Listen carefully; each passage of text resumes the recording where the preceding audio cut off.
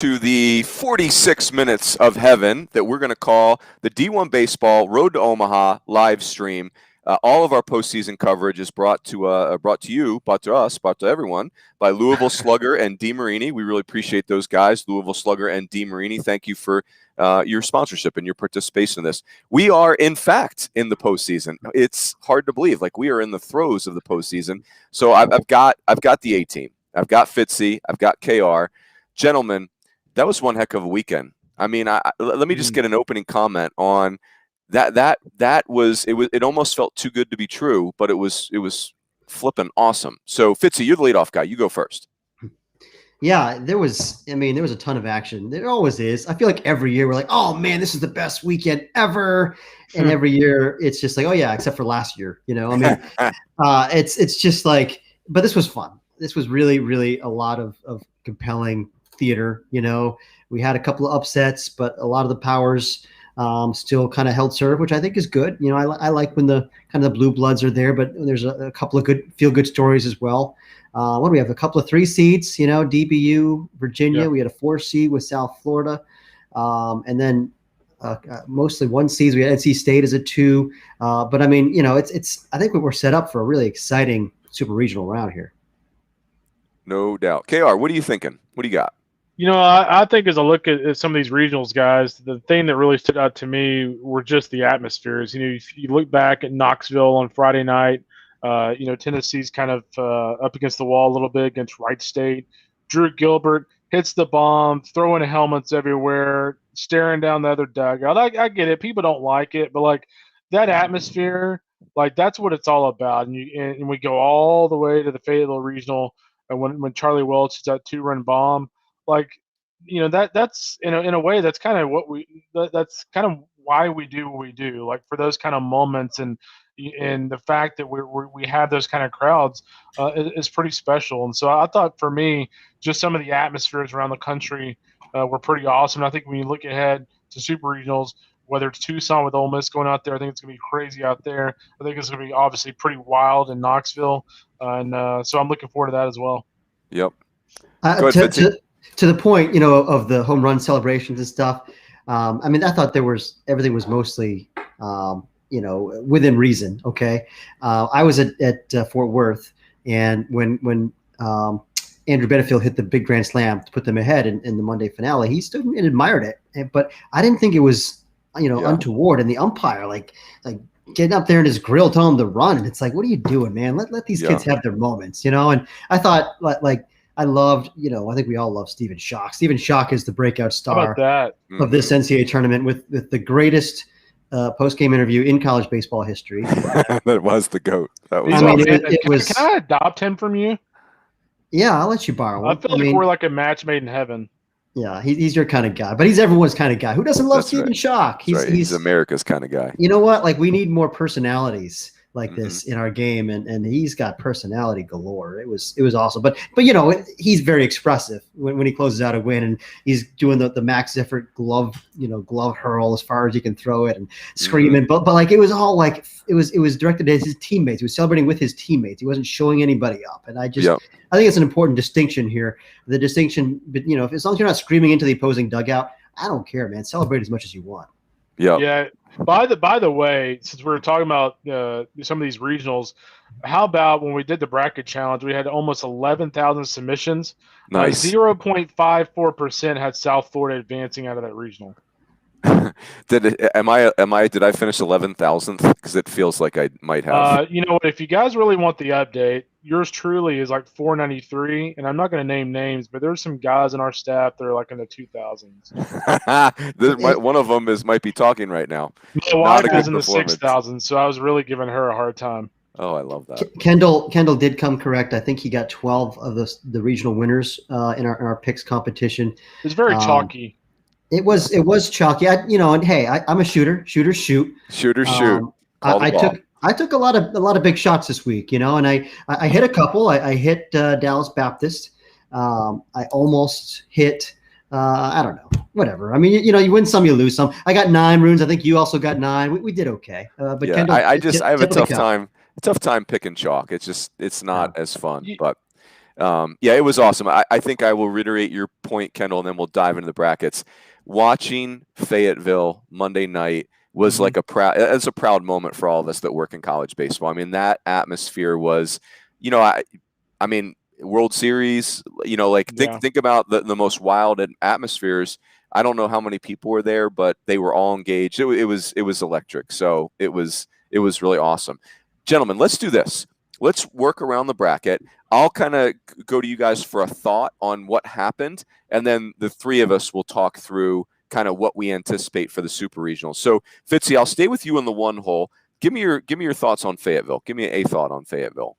The regional or the Super Regional? Regional. Yeah, we'll come back to the Super. Got it. Yeah, I mean, it was obviously a lot of fun to watch. I mean, the Highlanders kind of stole the show. America's darling there. Certainly Fayetteville's darling now. That was the team nobody was talking about. I mean, we talked about how dangerous Northeastern was as a 3. We talked about Nebraska as a 2 seed that probably should have, got a raw deal being sent to the number 1 national seed. We knew those teams were dangerous. We didn't expect anything from New Jersey Tech, a team that had never played in a regional, and they got there when their conference championship was canceled by rain, and they just kind of advanced on a technicality, and it's like whatever, like this, and they go out there and they give Arkansas all they can handle in that first game. They make them use Kevin Kopps for 4 innings early in the game, and then they come back and beat Northeastern, and like Fayetteville fell in love with those guys. That was the kind of story that we always love this time of year. I thought that was so much fun. And obviously Nebraska played their hearts out. They really, really showed well.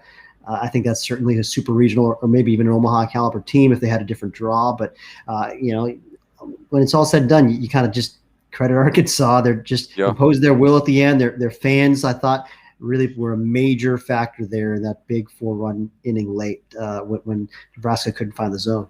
Yep. Hey, New Jersey Institute of Technology changed that regional, which no one saw coming. And then if I'm a Nebraska fan that was teetering on the Will Bolt era, like it's time to get both feet in there, because I thought the Nebraska kids competed like crazy. KR, what give us some thoughts on Ruston. I'll tell you what, I was on an NC State podcast earlier tonight, and I watched a couple of their games over the weekend, and I came away really impressed with them. I think this is a team a lot like Virginia out of the ACC. Duke, not so much in the Knoxville Regional.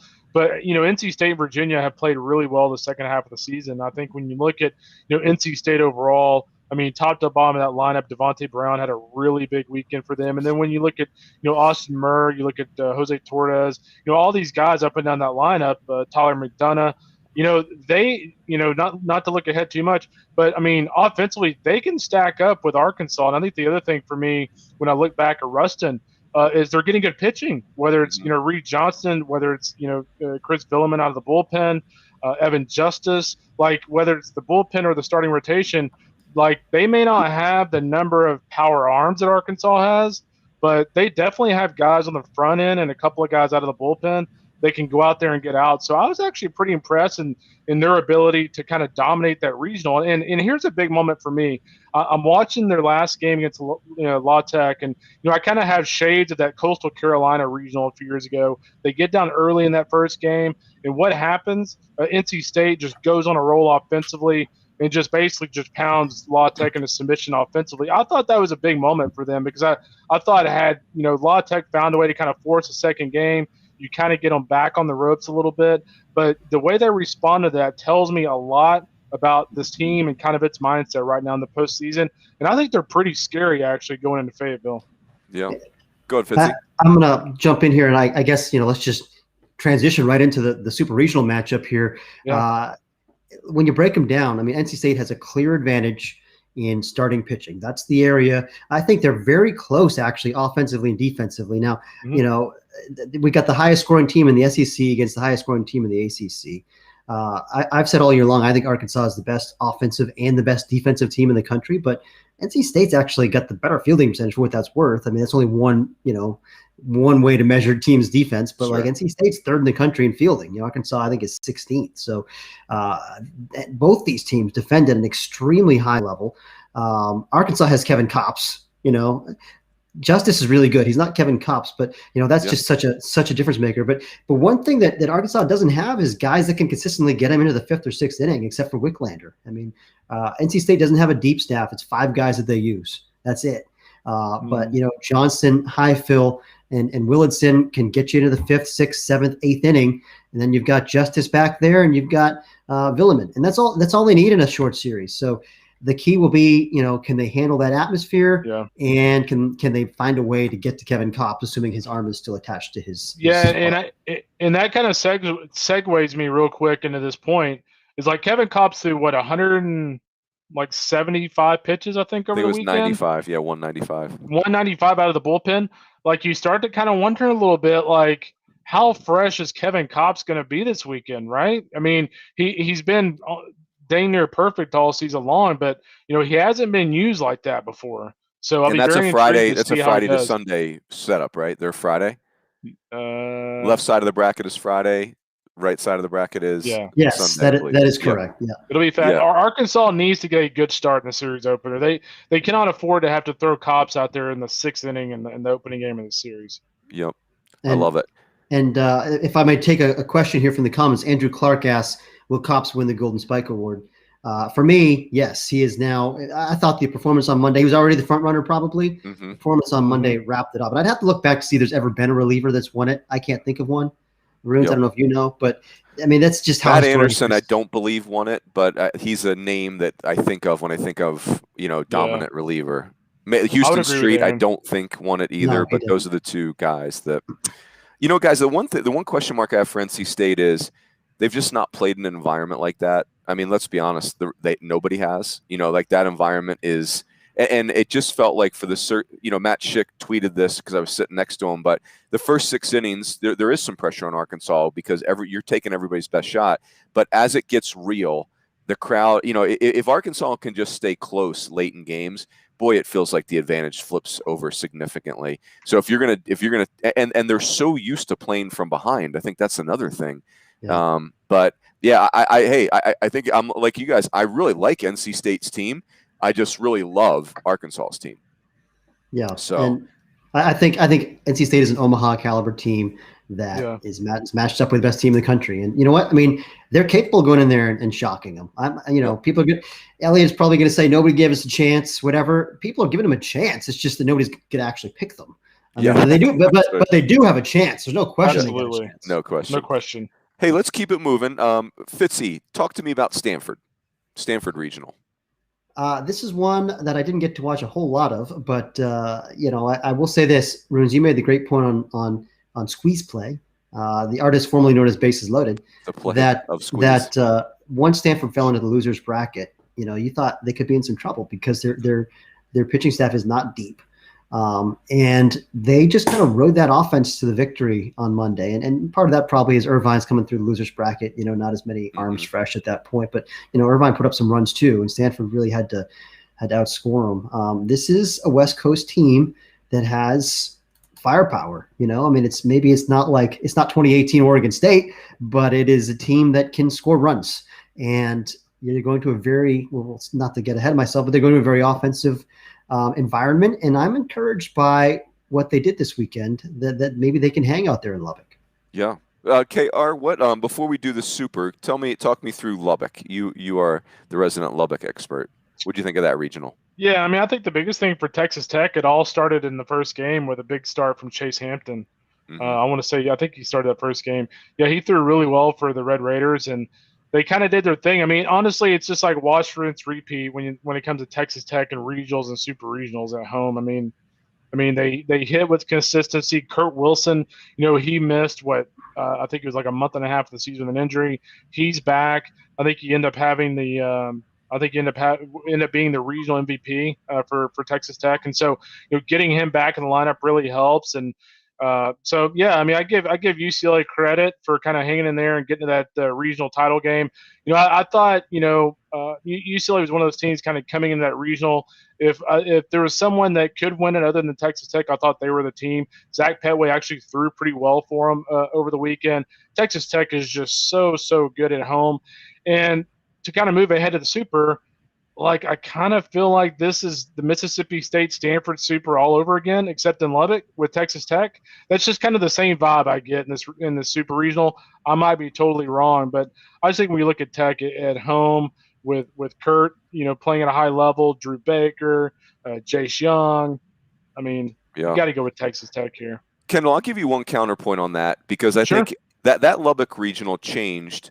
And we knew it would when Austin Love beat UCLA, right? The second Austin Love beat UCLA, it was over. Like that was the only route to me, it felt like, for UCLA.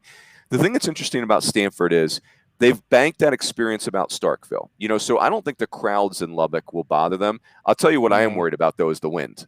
They've not seen that. And I think if there's an advantage, I think Brendan Beck and Alex Williams are the two most accomplished pitchers in that regional. I think Micah Dallas might like a word, but no, Micah Dallas is going to be the closer, So I think that's the interesting point is only Tim Tadlock has the gumption to take a weekend piece and move him into the closer role the week of a regional. But that's why Tim Tadlock is Tim Tadlock, and so I think you're right, Fitzy. Like that changes everything. But I also am worried that can Beck and Williams, who are not overpowering guys. How does the wind play into their stuff? Or how about this, fellas? I don't know if you've been to West Texas in the summer, but we got 2:00 start Central in Lubbock all 3 days. The high on Friday, 105, 103, 102. Yep. The Bay Area doesn't get like that, boys. No, sure doesn't. Yeah, I mean, there were people bundling up wearing jackets on Monday night. I mean, they look cold. Yeah. At Sunken Diamond. So. I'm trying to think, was it Shotgun, I think, told us that, like, Oklahoma State, I think it was Oklahoma State and UCSB had guys like cramping up like crazy in Tucson. Mm-hmm. So, I mean, it's going to be an adjustment for Stanford playing in that hot of weather. I think the Starkville thing is an advantage for them in that, hey, like they look surprised by Starkville. Who wouldn't be, by the way? Like how are you supposed to prepare for that? But it looked like it impacted them. I think they'll be as prepared as they can be. But to your point, Kendall, if you've not played in that, you've not played in that. And so like you can say I'm going to be ready, but being ready is different. Getting that daytime draw is just a bad break too. I mean, it's like we always talk about St. John's going to Tucson that one year. Was that 20? I don't know. That's a great call. That's 2012. That's 2012. Yeah. Like then they get the noon starts in Tucson in June, and they're just and those kids are tough as nails, those Northeast kids, but they're melting out there, and I think it's a real factor. I think that's a really tough break for Stanford to have the day games. Yeah, I'm intrigued. Well, there's not a super I'm not intrigued by, but that one is interesting. I have drank the Stanford Kool-Aid a fair amount, so I'm having trouble kind of sorting through that.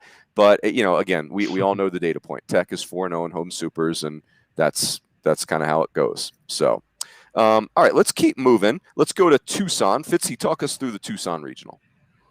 Yeah, this was an interesting one. I picked the Gauchos to win this regional. I guess I had Big West blinders on. It's June. Big West feels like they usually do things. I picked Irvine and Santa Barbara. They both reached regional finals. So anyway, the thing that was striking to me was Santa Barbara put up a lot of runs in those two games against Oklahoma State. Like they just bashed Oklahoma State, including Justin Campbell, who's going to be an All-American here. Mm-hmm. And then Arizona just shut them down the other two games. And we've talked all year long about Arizona's offense. And even on this very show, the three of us have had questions about their pitching and defense, and wondered if that would hurt them when it really mattered. And those guys pitched very well this weekend when it mattered. And those were not high-scoring games that they won against Santa Barbara. But that was the Gaucho offense looked really good those other two games. And then they get shut out and they get shut down. It was impressive. I mean, certainly we all know the Nate Yeske factor is real. And I think we saw that this week. No question. KR, talk to us about Oxford. Yeah, how about this one? Kind of in the same vein, we were talking about NC State, and when they got down early, I really thought when Ole Miss got it real big in that final game, and then I think Southern Miss got to I think it was 10-7, and then all of a sudden Ole Miss extends that lead out to I think it was 12-7. I want to say that response right there again kind of told me a lot about this Ole Miss team. But I keep going back to Ole Miss, and I just had a conversation with somebody on the Arizona staff the other day. And we were talking about Ole Miss, And I said, I cannot believe people keep pitching to Tim Elko. What are you doing? I don't get it. He half the time he goes up there now, he's hitting a bomb. He can't he can't run. He can barely walk. So put him on base because it's not like he's going to steal a base. So if I'm Arizona, Tim Elko is not beating me, and teams have continued to pitch to him this past weekend. I love Tim Elko. I love seeing him hit bombs, but if you're smart, walk him. So, you look at Elko in the weekend he had, obviously, Ole Miss looked a little shaky, I thought, on the mound at times. But, how about, big game Doug? I mean, this is a guy that, we could sit here and go back and forth about, him coming back to pitch after he started on Friday. But, this guy, I was just talking to the SEC coach tonight for our super regional previews, and he was saying, hey, we can talk about Kumar, Jack, and guys like that all day long.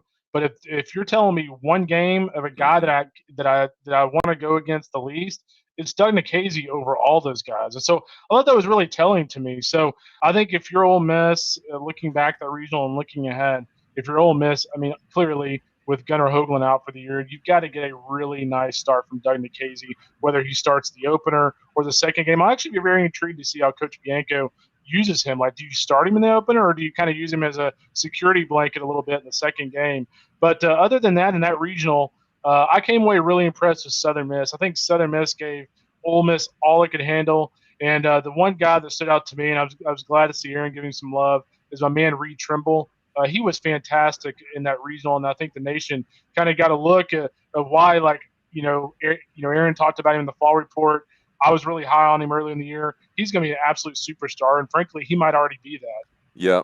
Hey, and we don't have a name on the guy, the Southern Miss fan in center field with the yellow Crocs, but whoever you are, keep doing your thing, because those were glorious. That was a Matt Schick favorite right there. He kept going back to the Crocs. Yes. Fitzy, what are your thoughts? Let's use that as a segue into the Super. What are your thoughts on the Super?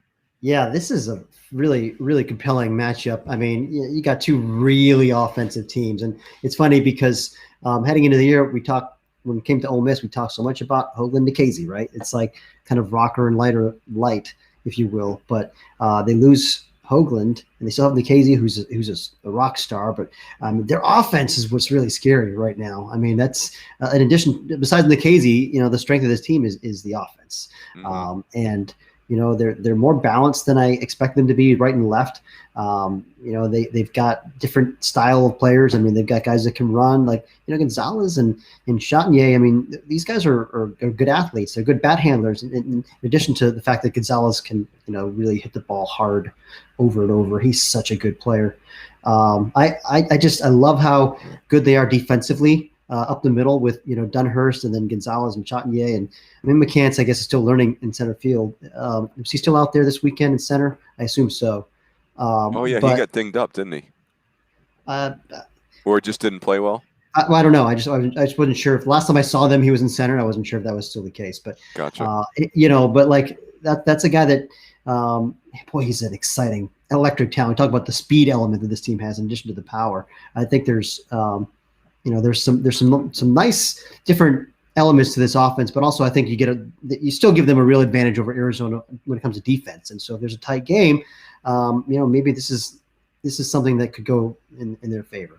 Yeah, I just think for Ole Miss it's pretty simple in that you have to win Doug Nikhazy start. That's a non-negotiable, Mm-hmm. and that gets you to a game 3. My biggest concern is that Arizona is just really good. They were the Pac-12 champs for a reason.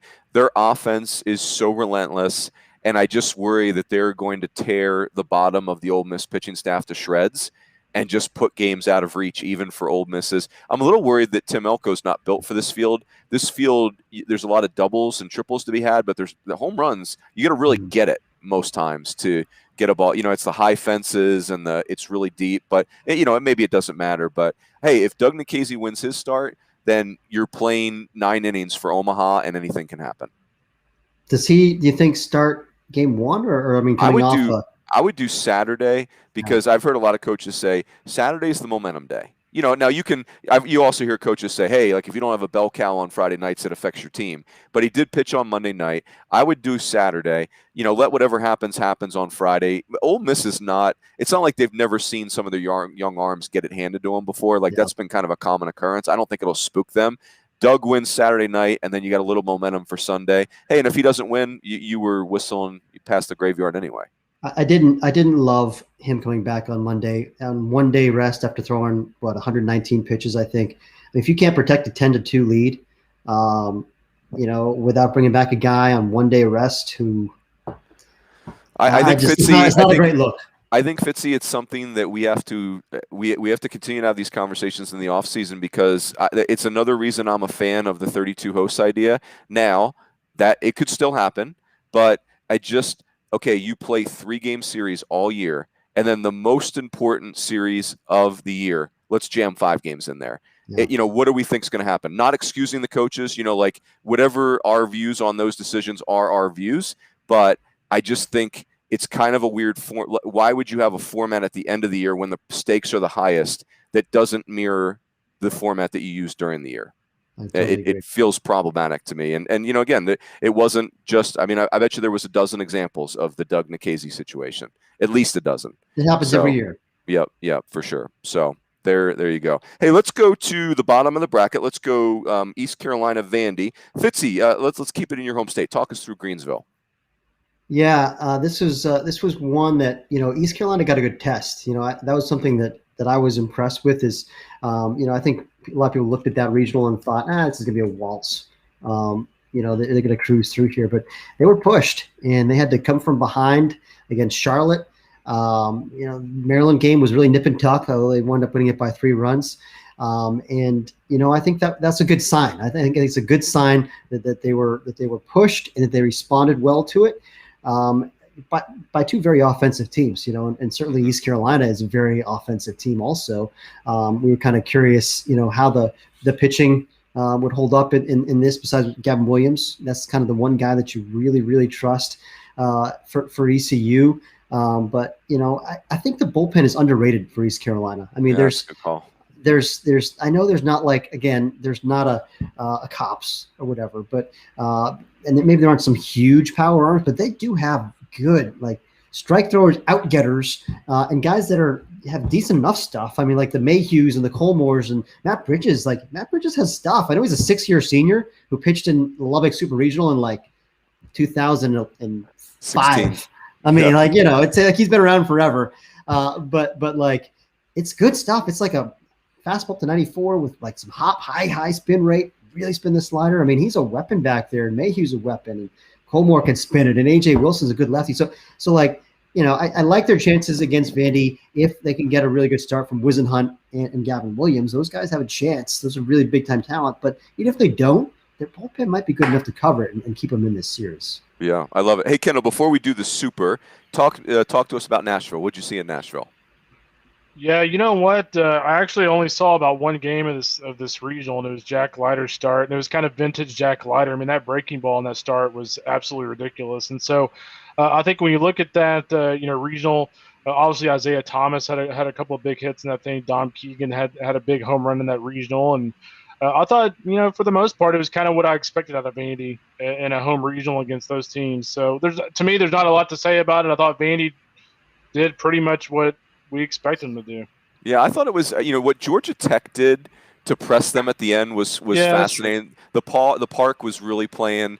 Drew Compton was not big time on my radar prior to this regional. He is now officially on my radar. He hit some moonshots out of there, 4 home runs. I didn't realize he was a switch hitter. He's like in the Teixeira mold. When you look at it as a switch hitting corner infield guy, he's not Teixeira. But that was my first impression when I saw him, in the fall of 2019. It's whoa, you just don't see guys with this kind of feel the hit and power for both sides, and it's the body, the whole thing. He's got star potential for sure, and it's really it's come. Yeah, I thought it was interesting too in the first meeting between Vandy and Georgia Tech that Justin Henry Malloy had a really big game. Just the former Vandy guy transferred to G Tech, and he had a big game against his old team. I thought that was pretty noteworthy. Didn't Chance Huff pitch significant innings in this regional? Isn't he a Vandy comebacker too? He is, yeah. I mean, it makes sense. Georgia Tech's an academic place, and the academic kid doesn't want to go to my my former hood, Phoenix College. I get it. And I'll say this about G-Tech too. I mean, typically we're sitting here going, oh, Georgia Tech's a disappointment again. They look like they weren't ready. You're right. I mean, Georgia Tech actually played really well over the weekend.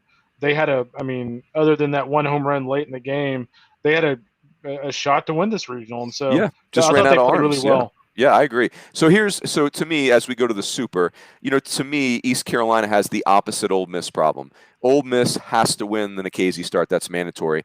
For ECU, you got to win one of the starts against Leiter and Rocker. The math is the math. And if you can do that, Vandy was 4-5 in Game 3 of the SEC series. Mm-hmm. And so, that's a real thing, that Vandy has not been the same in Game 3s.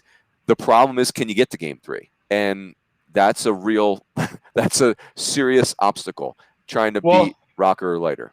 Yeah, and I would say this too, and I think if you're Cliff Godwin, this is your approach. This has been the formula at times against those guys, and I think what you do is you do kind of what Arkansas did against Kumar Rocker in the SEC tournament. You make him work a lot early on and try to get his pitch count up to the point to where he has to come out of the game in the 4th or 5th inning because his pitch count's already so high. So I think the biggest thing against them is they need to try to find the quickest path to kind of get in the bullpen and get those guys out of there. I know it's easier said than done, because both of those guys can go out there and just punch you out left and right if you just watch pitches. But I think you do have to work some counts and not allow Kumar or Jag to be able to go 8 innings and give up a run or two. Fitzy, does what the strategy Kendall described there, does that suit East Carolina, or is that not really their thing? Driving a pitch count up. Yeah, they definitely. I mean, they can grind you out some. I mean, now they can beat you a lot of different ways. East Carolina's a very complete offensive team. They're balanced. Again, righties and lefties, and a lot of power. I think they'll fit very well in that ballpark if it plays anything like it did this past weekend, because obviously they play in a hitter's park, at LeClaire, and they can hit the ball out of the park now. I mean, they got guys with some juice, and but also, I mean, like Norby and Francisco. I mean, these guys, Moylan, they're like professional hitters. They're guys that really can have an approach, and they can battle, and they're going to give you good at bats. They're not going to be intimidated by those two guys. And that's those are the guys that really make them go. But then you got Makarevich there, who's a switch hitter, who's very physical, who can run and drive the ball. And you got Agnos that I thought he looked really good this weekend. I think he just keeps getting better and better. Just a hard-nosed guy that I mean, these guys, there's some vulnerabilities. You get to that bottom half of the lineup, but there's still guys that I think have to be dealt with. I don't think there's a lot of just giveaway outs down there. Yep. And I think the other thing for me too is I'm really intrigued. If there's any matchup I'm looking forward to this weekend, it's Connor Norby against Kumar and Jack. Just because they haven't faced guys like that in the American, and he's had an incredible season. He's obviously an excellent player. Aaron's seen him plenty of times, but I'm just kind of curious to see the dynamic and his at bats against those premier guys like Kumar and he's Jack. Good KR, it's a great point. He's got a chance to make some money this weekend, right? Like that would be a loud data point. Hey, so let's go to the other side of the bracket, boys. If you're okay with it, we will scoot through Austin. There really wasn't a lot there. Hey, I thought Fairfield was one of the coolest stories. Bill Courier going back for his son's wedding. It was so funny. We had a photographer in our studio in Bristol during squeeze play. She was the photographer for Bill Courier's son's wedding when he flew. Oh, yeah, it was hilarious. So, that Fairfield's a great story. The downside is I think Fairfield beating Arizona State probably cost Tracy Smith his job, amongst other things. That was not helpful. I think they were looking for a reason. If you hire your head coach 2 days after you fired your coach, it didn't matter. Yeah, I don't think it mattered, but that didn't help. I think that was all fair points. Texas looked good. They look recovered. I thought there were great uniforms. Fairfield was cool. Like, I still think I'm glad Fairfield got in. I thought they acquitted themselves great. I thought, good on you. I like their team, man. I mean, they did not have a lot of arms. Clearly, I mean, you look at the regional final, they started a guy that had never thrown this year, and it went about as well as you'd expect. But, you look at Mike Handel out in center field. I really liked him. were out in the outfield. Dan Ryan was really impressive, a nice athlete. Matt Venuto behind the plate was a nice player. Sean Cullen at first was a nice player. So positionally, I actually really liked their team. They just had a really nice role players across the field. Pitching wise, they left something to be desired. They just weren't very good on the mound. But that was a team that I'm glad they got in, because they look like a team that deserved to be in a regional. That just ran out of gas at the end. Arizona State for me is going to be really interesting to see moving forward.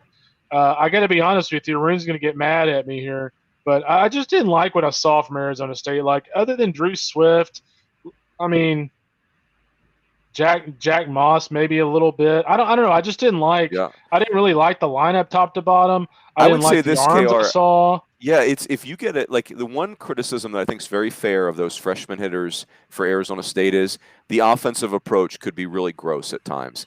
And I think, as I wrote in my piece, it's like when you have that many freshman hitters in your lineup, you got to kind of pick a lane. Like, do I want to teach these kids to be aggressive and then help them grow through the wild swing and miss? Or do I want to teach them approach at the risk of them being tentative? Because freshman hitters probably aren't going to just be super polished right away. But I'm with you, KR. There were nights I saw a lot of Arizona State. There are nights I saw them and I'm like, dang, I like these 6 freshmen. Like, I could see this coming. They defend at a high level. Like, these are good athletes. And then there's other nights where you see them make 9 outs in 32 seconds, and you're like, you can't win important games that way. Like, they're the opposite of grinding out at bats at times. Like, you're just giving bats away. It was a swap meet for at bats. So anyway, that's. I think Aaron was trying to get a word in. Sorry, Fitzy. I got nothing. I didn't actually get to watch. I didn't get to watch any of that regional, so I don't have. Texas never got pressured, so there's nothing to watch. I will say, we haven't even talked about the horns. I mean, the thing that's really interesting to me about Texas is Ty Madden right now is their 3rd best pitcher. It's crazy to say that, given his premier. I mean, Tristan Stevens has been absolute money for the last month and a half. I mean, Pete Hansen, I want to say Pete Hansen's given up like 2 runs in like 28 innings or something. Like, it's something insane like that. He ain't lying, Fitzy. Those 2 kids were really good. Yeah, his breaking ball over the weekend was outstanding. If he was throwing a little bit harder, I mean, I could see somebody going all in on him on the draft, but he was just up to 89. I'm very intrigued to see what he does in the offseason. But Pete Hansen was awesome, and Stevens is awesome. I think the thing with Madden, and he kind of admitted it, is he said teams are just sitting on my fastball. Mm-hmm. And so that's his best pitch. And the slider, for me, with Madden is just okay. And so if you're just sitting fastball and that's his best pitch, there are going to be times you're going to have some success with that. So Texas, I thought, played at a really high level. Ivan Melendez got a big home run over the weekend in Austin. I was going to add this on Arizona State. I sent in a request making a pitch for Michael Patrick Rooney as head coach for Arizona State. Ray Anderson did not listen to me, so thanks. No, Ray's way too smart for that. He's like, I'm sorry, could you spell that name? Rodney? Arizona State legend Michael Patrick Rooney. No, that's right. Ray's way too smart for that. I did just find out about Runes' his own heroics in a regional game way back in, 1991? Ooh. Was it Runes? Yeah, 92, we were in Miami's regional, Ron Frazier's last regional. I'll tell you guys some of those stories over beverages in Omaha. Charles Johnson was Miami's catcher, and Ray Tanner was coaching NC State. It was so, we lost the first game and then went on a run, and we got to the final game, us and Miami. Back then it was the 6-team regionals. Winner goes to Omaha, and it was awesome. It was the coolest experience of my baseball life. It was so cool. And the newspaper article that someone sent me credited Runes for being in the batter's box during a successful double steal, which I thought was great. That's right. I was supposed to get there was a delay steal or something. I missed a sign badly. I was so nervous, and luckily the pitch hit me, because I remember getting to first base thinking, I have no idea what was going on there. Thank God this guy drilled me, because that was about to, I don't even know what was called. So there you go. Anxiety, it's a real thing. Runes, I was going to ask you, what real quick before we move on, what is your thought on Willie Bloomquist? I mean, State? I would say, I think Willie, I coached him 1 year, 99, my first year. Mm-hmm. He's one of the most impressive people you'd ever meet. Like, his dad was a dentist, his sister was a dentist, like, his whole family, uber successful. Willie just happened to play baseball. He was state championship quarterback in football. He's a worker. He's impressive. He's competitive. So I could see Willie going into this interview and literally blowing them away, like being prepared and having the answer to everything, and then them saying, why would we wait? So, and of course, Willie's around the program. It's not like Willie's some stranger that just showed up for his interview. But I would say I have a lot of questions. As much as I think the world of Willie, I also think the world of Darren Erstad. And I think Will Bolt is a clearly better head coach than Darren Erstad was. And, again, I don't mean that as a slight at Darren Erstad. I think Will Bolt is outstanding. And so, the staff Willie's going to have really matters. I think which of those freshmen stay really matters. I always worry that when you upset your staff, you can set yourself back 3 or 4 years in recruiting, even at an Arizona State. Yeah. Because every one of those kids Arizona State has signed or has in their program is going to have infinite Big Five, like Power 5 offers. So, but if you're asking me to evaluate Kendall, Willie Bloomquist, like I'd want him to be CEO of my company. I'd want him to be, like a family friend. Like this dude is aces in every way, but he's got a huge learning curve ahead of him. And does he have the staff that can help him? Hey, and I'll kind of cap it at this. I was very much negative on the Eric Wedge hire, and I think that is trending in a really good direction. I thought Tony Gwynn really struggled at San Diego State until Eric Valenzuela showed up. So I think it can work, but I think it's fragile too. It's a fragile job, right? They want you to go to Omaha every year with 11.7, pure and simple. It's hard. It's a hard job. Yep. Great job, but a hard job. So there you go. Well said. That's well said, and I agree completely. I think it's. I generally, prefer a guy that has some college coaching experience over someone who's never been a college baseball coach. And we said that about Oregon State when they hired Mitch Canham. And hey, I'll say this: I think Mitch is doing a good job there. And I was around that program this weekend, and I think the culture piece, is very strong there, and maybe Willie can have a similar effect at Arizona State. Kendall, you may agree with this. I don't know. But I think one of the issues Arizona State ran into is I don't think there is a perfect candidate for their job. I think their job is really tricky. You don't have you have a medium salary cap in a power league. The draft abuses your recruiting classes. Think about it. If Arizona State doesn't want to pay top dollar for their head coach, guess what else they don't want to pay top dollar for? Assistant coaches. So, that stuff all trickles down. So I think Arizona State's one of those jobs. Everybody's interested, but to put their, the sign on the dotted line, different story. The thing I did not like, and we can kind of move on after this, but the thing I did not like about Ray Anderson's approach on this is, it's going to be used against him in recruiting. His whole, I like the honesty, I guess, but the fact he basically came out and said, hey, we're just not going to spend top dollar for a coach. We don't have the same goals of the SEC. That's just not who we are. So I just thought, coming out and admitting that, hey, even though we're in a historic power, one of the most historic programs in college baseball history, we're still not going to really treat our program like it is that. So I thought that was really interesting to me. Yeah, I think identity is going to be really important. Willie and his staff identifying who are we going after, because the thing, I will say this, it is a very attractive place, right? We weren't able to recruit Dustin Pedroia and Andre Ethier because my jokes were great or because Murph's jokes were great, right? Proud of our player development, no doubt, but it's an attractive place for players. You can, Spencer Torkelson's, those guys are going to come to your place, but can you get enough of them through the draft? So, it's tricky. All right, so let's do Gainesville, boys. That was Bizarro World. I don't even know what to say except for good on you, South Florida. That was pretty awesome. We all like Billy Mole, and it did feel like they were bobbing and weaving a little bit over the last couple of years, and it was good to see them kind of step. It was a good statement for that program that had been really good a few years ago, and just they were kind of caught in a transition. It feels like. Yeah, no, I think that's well said, and but I remember I saw them last fall, not this past fall, but the one before, and I walked away thinking, they have guys. They have pieces. That was, I think, when Jack Jasiak and Orion Kirkering were true freshmen, and I said, all right, these two guys, first of all, these are going to be building block, foundational pieces for their staff, and that's what they've become. And Dylan Burns, a guy that's got a good arm to really spin the breaking ball, and it's not maybe a ton of arms, but they've got some. They've got some guys that can go in there and match up now. and I just think that it's weird that this light switch clicked on when it did. I mean, they were under 500 10 days ago, and finished sixth in an 8-team league, 6 out of 8. Yeah. That's not awesome. And here they are in a super regional. I mean, like, baseball is funny and magical. And heading into this regional, I think I'm the only guy on the staff who didn't pick Florida to win it. I just had a bad vibe about Florida.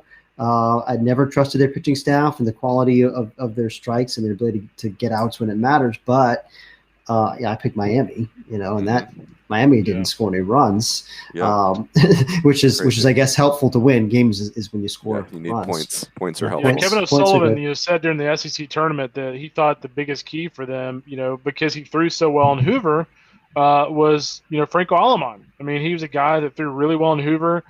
I mean, was awful in the regional, and that's kind of the story of their whole regional. Sully kind of pinpointed him as like the key. And he didn't pitch well, and their whole team just played awful. Yeah. It's just one of those – it reminds me of being a school teacher, guys. Like, there are some years as a school teacher, you walk into that classroom on day one, and the vibe is just bad. And it's going to be a long year. And that was the vibe I got from Florida all year. It doesn't matter how talented the pieces are. And Fitzy, you nailed it a long time ago. Like, what we came to learn was it was a bunch of velocity and not a bunch of out-getters. And that was a problem. And then we're moving Leftwich to the bullpen. I mean, just one of those things. I will say this, guys, before we move on. South Florida, I thought South Alabama was going to come take that from them. And they just kind of stood up enough at the end. And good on the Bulls. Like, that's really cool to see where this grand prize that's right at your fingertips and then it's slipping. And the South Florida team really kind of righted themselves at I'm going to forget the kid's name. Jaden, number 8, left-handed hitter. I'll look it up while we're going. He was awesome. He really took over the game at the end for South Florida. I'll look that up while we're going. It's about Jared Eaton. Jared Eaton, that's it. Jared Eaton. Which our man, awesome. Our man Walter Villa, who covered that regional for us, had a great story on Jared Eaton. He's a Mobile kid who wanted to play for South Alabama and was not offered. And Walter talked to his dad in the stands and everything, and talked to the kid on the phone, and he really reported the heck out of it, as Walter always does. But worth your time if you haven't seen that story. It's awesome. Kind of a neat little story. Jared Eaton. So we all have Texas going to Omaha. No offense to the Bulls, who have been awesome. All right, Notre Dame, Fitzy. Oh man, how about this? Yeah, I mean, we Squeeze Play spent a lot of time in South Bend this year, and that's not because I'm an alum. It was awesome. Give us a thought on South Bend, Fitzy. Yeah, the Irish looked like a team that was angry, and they were taking it out on baseballs and cold weather baseball teams. They really put on a show. I mean, it was my goodness, what was it 50 runs in 3 games? Is my quick math right? 50 runs and 49 hits in 3 games. Holy moly, it was something. I mean, and you look. We all know Nico Cavadas is some of the best raw power in the country. Like, that's nothing new. But he hit at least 4 home runs this weekend, maybe more. So I remember seeing 4, and they were moonshots. I mean, it's just like he is such a difference maker in the middle. But I mean, it's their whole lineup. It's Ryan Cole. It's Carter Putz, who I know had some really big swings. I mean, not that any of those swings really felt that big because all those games were blowouts. But like, it's just, we've talked about this before. I think Notre Dame is kind of like, they're in the mold of Tennessee and Arkansas. And, they're just teams that, like, they're better even than their numbers show because of how mature they are, and their overall team approach is so disciplined. And it's just so hard to navigate the lineup top to bottom, like it is for Tennessee, like it is for Arkansas. Like, you might look at their team batting average and be like, whatever, but like, they're tough outs. And it's just, and they pitched really well this weekend too, which that's the reason I didn't like them in this regional. I picked against them. I picked UConn like you did, Rubes, because I didn't love the way they pitched in the ACC tournament. And I was like, I don't know, like these, they kind of like their openers thing. They've got John Michael Bertrand, the one lefty who goes deep, but the other guys hadn't really. But this weekend they did. They got 3 deep starts. And of course, they didn't have a lot of strain on their staff because they scored a bajillion runs, but they look very dangerous heading into the Super. I mean, obviously. Yeah. Before we move on to Starkville, KR, I'll have you nail down Starkville. How about Central Michigan's 3-hole hitter with 4 base hit bunts in one game. I mean, Central Michigan, they were the bells of the ball too. I'm going to find that kid's name. We got to give him a shout out. CMU. I'll come back to it when I find it. By the way, how about Jordan Bischel and the job that Yeah. he's done at Central Michigan? I mean, they've been to regionals, and obviously they didn't go last year because of COVID, but 2 of the 3 years he's been there, they've been in regionals. He's a name out there. The coaching carousel, I think, is up to 24 or 25 now. If I'm a Midwestern program and I'm looking for a guy who's on the upswing, I mean, I'm looking at Jordan Bischel. And Rune's made the point repeatedly on TV this weekend. This is maybe the most fun team in the country. They play with so much energy, and we all love when they get hit by a pitch and they get up and sprint down to first base, and just the dugout is just awesome. And that comes from the top. I mean, they obviously have a special group of players and give the players credit, but culture starts with the head coach. Yep. Yeah, they are amazing. I don't know if you guys caught it. You probably heard me talking about it, but they actually have a hype guy. They have a guy in the dugout saying, "Do we love baseball?" And then everyone's like, "Yeah, we love baseball." It looked like Mike Tyson coming into the ring. It was amazing. Absolutely amazing. Kendall, you are going to do Stark Vegas for us. Tell us about, hey, unless you want to just do this, Kendall, let's get to the matchup. I mean, I think we should spend our time on Notre Dame versus Mississippi State, unless you differ. Well, I'm going to make a quick point on the regional real quick, and we can go into that. But I think the one takeaway for me, or the 2 takeaways for me in this regional for Mississippi State, I thought the top of their lineup did a really good job over the weekend. Rowdy Jordan, Tanner Allen, Cameron James, all 3 of those guys had big weekends for Mississippi State. And I think the other thing that's interesting to me is the job that Houston Harding did out of the bullpen in the last game against Campbell. I think he struck out 10 in 5 innings. So as you move ahead to that Notre Dame series, a guy like Houston Harding stepping up like that's going to be crucial against a Notre Dame lineup that's not only powerful, they can kind of grind you down a little bit. And so although those are 2 pretty big developments, but for me, when I look at that super, I look at just how that deep Mississippi State pitching staff matches up with that potent Notre Dame lineup. And also, how does Notre Dame handle the crowd? Tanner Allen made the comment in their presser the other day that, hey, Notre Dame's really good, but they haven't seen anywhere like the dude. And you know what? Tanner Allen's right. I mean, Stanford, they didn't handle it very well. How will Notre Dame handle it? I have a feeling Nico and company will handle it pretty well. I think that Link will have those guys ready. But that's certainly a legitimate concern I would have, just kind of being starstruck a little bit. Yeah. Hey, by the way, the shortstop, 3-hole hitter for CMU, Zach Gillis. 4 base hit bunts in one game. So what do you guys think? So let me ask you some questions about Starkville. Fitzy, I'll start with you. I'm a little nervous about Nico Cavadas hitting premium velocity. And again, in fairness, Mississippi State's got velocity that almost no one else in the country has. If I'm trying to beat Cavadas, I'm trying to beat him with fastball. Now, if you get too predictable, he's really smart and he'll cheat and he'll make you pay. But what's your take on Nico in this matchup? Yeah, I do think you can beat him, especially with left on left. I just think that's obviously like most guys, he's vulnerable there, but I think he's got bat speed. I mean, I know he's big muscle bound guy, but if you're Landon Sims and you're trying to beat him with 95, I think he can hit it. Yeah. I mean, I believe that. I believe that this is a real bat. I don't think a slider bat speed guy. I don't know. I mean, we'll see. It's going to come down at some point to Nico in a big spot, and we'll see how they pitch him, and it's going to be fascinating. I think your point about the crowd, Kendall, is really. Did you guys do you know if those are night games? They got to be night games, right? Do we know?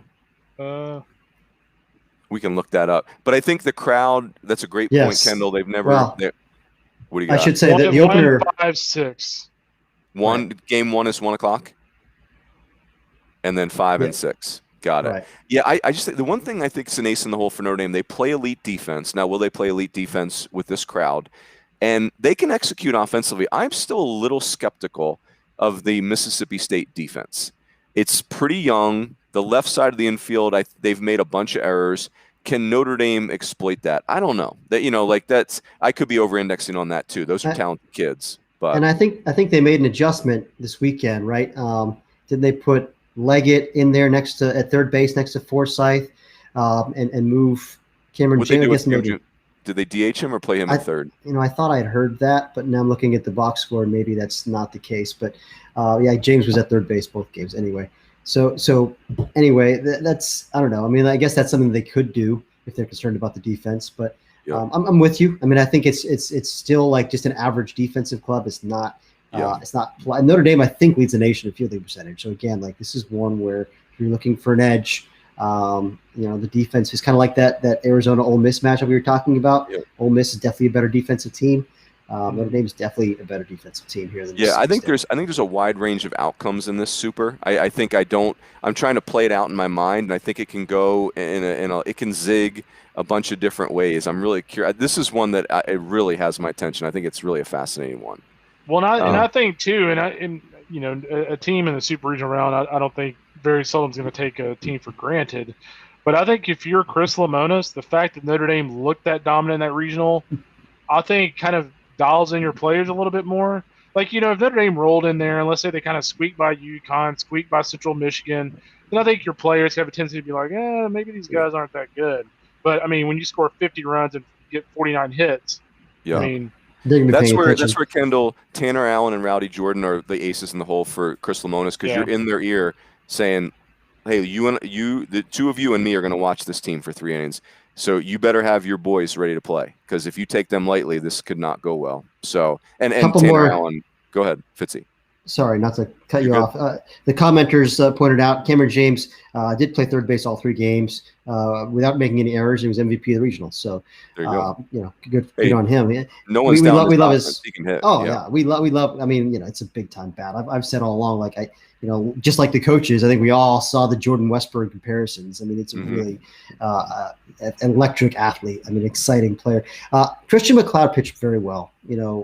I know he gave up some runs, but he struck out 12. To me, that was an encouraging sign, because I don't feel like he was that great down the stretch. A couple of missteps in there, and he's a big key. I mean, I know they've got a really good bullpen, and I think that's the strength of their team. I think it's probably the best bullpen in the country, or at least in that conversation.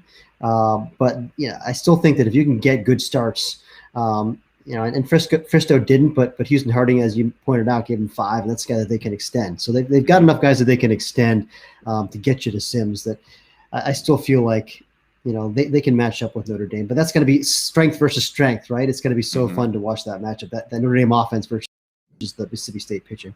That's a good one. All right, so let's do DBU Virginia. Kendall, why don't we give you Texas? What do you got on the Patriots? Well, why don't we give Aaron the Texas, since he was at that regional? Oh, there you go. Sorry, Fitzy. That is a good idea. No offense. You sick of writing about it, or you want to talk about it, Fitzy? Runes was sick of me hearing me talk, because I'm just rambling over here. That's good.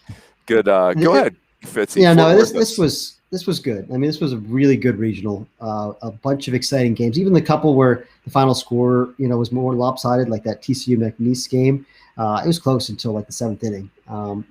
This was. It was fun, and ultimately the biggest difference here was Dallas Baptist's offense is just so hard to put away. This is another one. We've talked about some of these relentless offenses, some of these really, really well coached offensive teams that just give you a team approach. This team was down 6-2 late against TCU on Saturday, the winners bracket game, and they stormed back to win. And part of it is being opportunistic, in these comebacks, and they get the grand slam to beat Oregon State. They're down 5-0, and they're 5 innings, and they just looked like they were snake bit. They had chances, and they kept hitting into double plays, 3 double plays in the first 5 innings. They're down 5-0 to Oregon State in the championship game, and then it's like, just one little crack. You get a 2-run homer, and then an inning later, you get a couple of walks, and then a grand slam, and just like that, it's like they're in control. I mean, there's just a very, very – now the key thing here is will they have Jace Grady? Will they have Cole Moore? That's their 3 and 4 hole hitters, 2 of their best players, your center fielder, your first baseman. They both left the regional with injuries. And, that to me is huge. I mean, as much as I like their team and I like the fact that other guys emerged and led them to the victory when those guys went down, Andrew Benefield, being one of them, and Justin Robleski – not Justin Robleski, the other Ryan Robleski. Both those guys came up big for him. But I like their chances a lot better if they got Grady Mhm. more. No question. Yeah, they were. Yeah, that was impressive. KR, talk us through Virginia, the Columbia. Yeah, how about that regional? Number one, I really thought ODU looked very legit. This is a team that certainly was very good throughout the season. Aaron saw them against Charlotte, really liked their club. But you look at the job that Aaron Holiday did out of the bullpen. Loved What was him. it? He was awesome. The Big South Allen. Carolina game Cheese. that he threw against them? Yeah. I mean, I love the attitude. He was vocal. I mean, he threw really well for him. Kyle Battle was impressive over the weekend. And so I thought ODU looked the part. That looked like a team that was one-seed caliber. I give a lot of credit to Chris Finwood. But, Virginia, Connor Jones, a former Virginia, star, put it out on Twitter a couple weeks ago that this team kind of reminded him of that 15 team.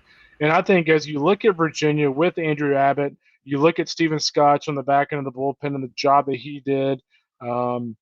He got his Dippin' Dots, I think, after that regional was over. He earned it. And then you look at the job they did offensively, Devin Ortiz getting that big hit. These guys, this team, whether it's on the mound or offensively, they're getting guys to step up exactly when they need them to step up. Brian O'Connor's pressing all the right buttons right now. I mean, they're dangerous. They're real dangerous. Yep. And you mentioned Devin Ortiz. Can I make a point here? Just a contrast. This is how you should do it. Okay, if your season's on the line, you're coming through the losers bracket. All right, use the guys on your roster. Devin Ortiz had thrown 2 innings all year long. And rather than put some other guy in the game on short rest, they let him start, and he goes 4 innings. And he goes 4 hitless innings, by the way. McGarry had lost his spot. Mm-hmm. They're in a must-win game. This guy who's never thrown strikes consistently in his career, they let him start the game. Trust your roster, build your depth. And if you lose with the guys that you throw out there, then you lose. And that stinks. I know there's a lot of pressure on your job. You got to win. But Virginia did it the right way. And sure, they got lucky that they got an extra day of rest for Abbott to bring him out of the bullpen a little bit there after the rain delay. And that was fine. But, I love – this is what this time of year is about, unlikely heroes. And let these guys do it something. That's why at Fairfield, I mean, tip your cap to them. You throw some guy out there who hadn't pitched all year, cool. Maybe it works, maybe it doesn't. But you're taking care of your kids, and I really like that. But so kudos to Virginia on that. But also they have a deep pitching staff. And they can mix and match. And I think their bullpen is outstanding. I think Abbott is one of the best pitchers in the country. We all know that, but I mean, with him and Vassell, and then with Witten and Schock and all those guys in the back, Messenger, and how about Matt Wyatt throwing gas this weekend? I mean, they got a lot of big arms, and they got pitchability, and they got strike throwers. I mean, for several years now, since 2015, Virginia's gone through this lull. They still had offense, but they haven't really pitched at a high level. That's been the bugaboo. That's what's held this program back. They missed a couple of regionals in a row. It's because of pitching. And this year we thought, they're going to be really offensive, but is the pitching going to be good enough? And it's turned out the pitching is the real strength. It's kind of like the reverse. Well, I guess it's like the same deal of the 2015 team, right? Like that was supposed to be a really offensive club, and it turned out the pitching wound up being kind of the strength. Maybe it was 14. Anyway, by the way, Fitzy, Dom Hamill versus Andrew Abbott, that might be one of the best pitching matchups in game 1 of this thing. Yeah, Hamill's got big stuff. I mean, it's like 93, 95 with a wipeout slider, and he's good, man. Yep. Go ahead, 2 points here. I did see some Malvern Prep power over the weekend. Chris Newell did put one out of the ballpark at Founders Park. Pull power, but yes, we'll take it. And Aaron, you mentioned the other day those injuries at DBU. Have you heard what their status is going into the weekend?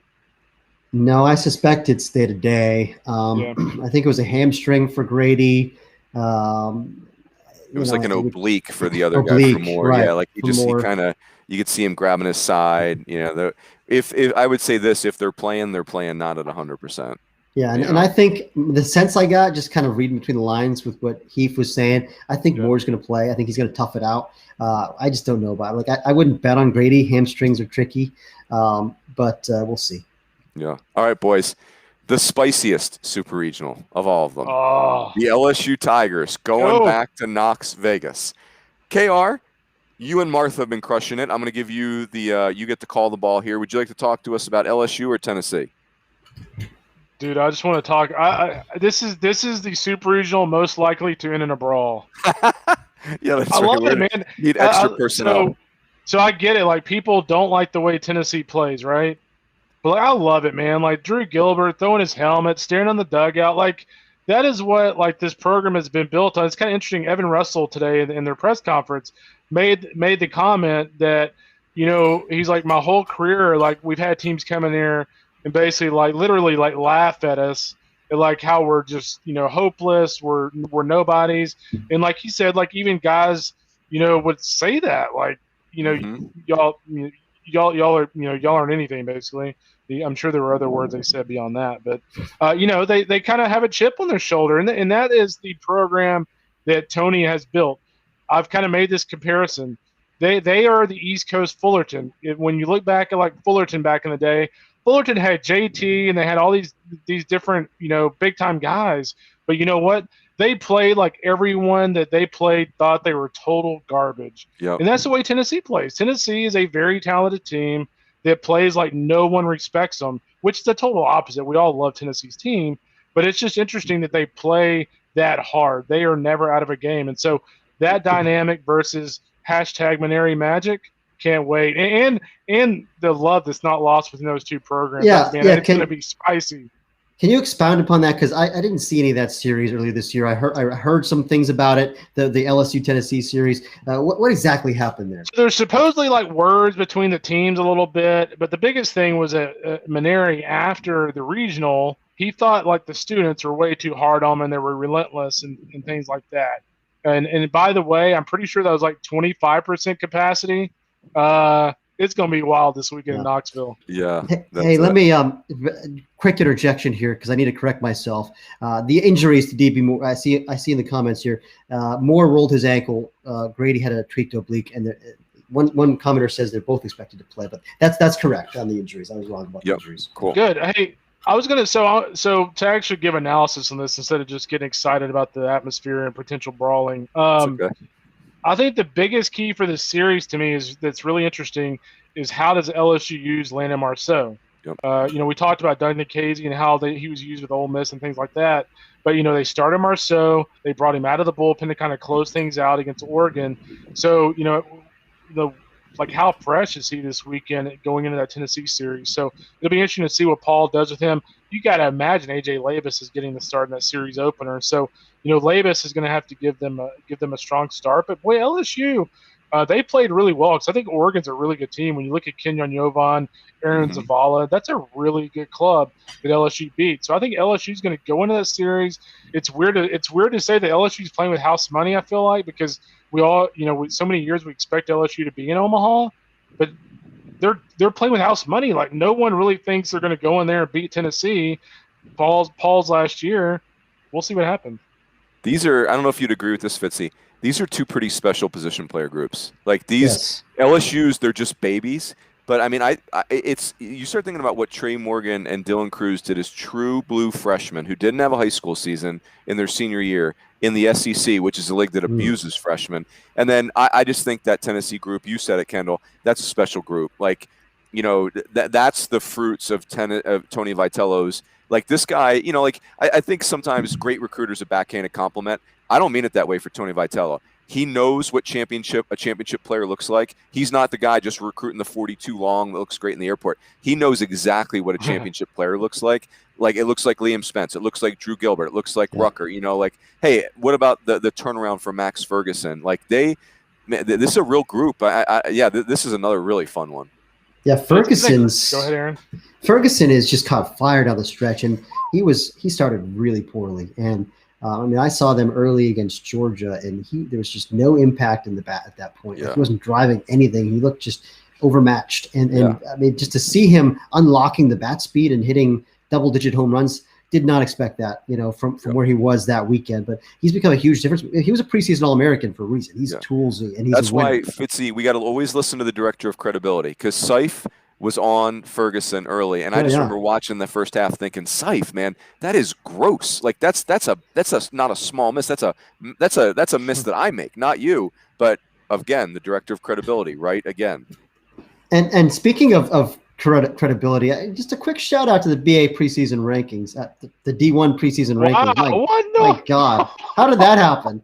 Oh, huge Wow. It's been a while since I've introduced myself as my former employer at the World Series press conference. So hopefully I got that out of my system. What do we call the table in Omaha? Can we just go ahead and put a little loss of points on that? Oh, that's yes. I'll take a -10. I'll take a preemptive -10. Listen, the preseason rankings, the D1Baseball.com preseason rankings. For a while there, LSU was in the top 15. NC State, Virginia, these were all teams that look like huge swings and misses, right? Like a month and a half ago, they all look like no chance that they're these series and regional teams. And here we are, and they've to their credit and our credit, they've come back to being, they're super regional teams. They're in the top 16 at the end of the year. I mean, that's cool, I think. Yeah, really cool. I have 2 questions. Number one, I want to be on whatever workout program that Drew Gilbert's on, because he's 5'9", 180, launching balls like that. That was Roy Number Hobbs. two, I want to know what Berkey's heart rate is right now. Like, that guy's resting heart rate right now has to be like 130. Baseball school. It's he was a track school for a hot second, but yeah, they're desperate for something. I mean, he's excited. This is a big weekend for the Vols, big week for LSU, and Tony V at the SEC tournament said they need to retire his number. Berkey's. Yeah. I will say this because I don't think he's watching. Definitely like top 3 best position players I ever coached against. I know I probably shared with you guys. We played at Tennessee in 2001 to midweek.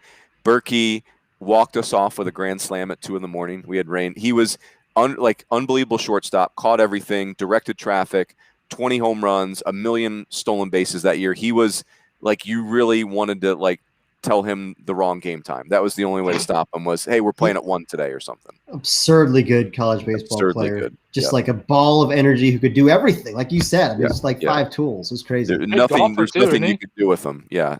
Yeah. He's an okay golfer. Not as good as Coach Neal, Dave Neal, but he's gonna get you for that in Omaha. Yeah. Gentlemen, so that's a perfect segue. A week from tomorrow morning, we are boarding flights for the Promised Land. At least if you guys are going in on Thursday. I'm going in on Thursday. We board flights next Thursday. Can't wait to break bread, have some Gatorades with the boys. But first, we have to take 8 teams to Omaha. So looking forward to it. Everyone, thanks for joining. Thanks to the Louisville Slugger and DeMarini for sponsoring our postseason. And that's it. Everyone have an awesome weekend. Enjoy one of the best weekends of the college baseball season. And we will talk to you next week. Peace out.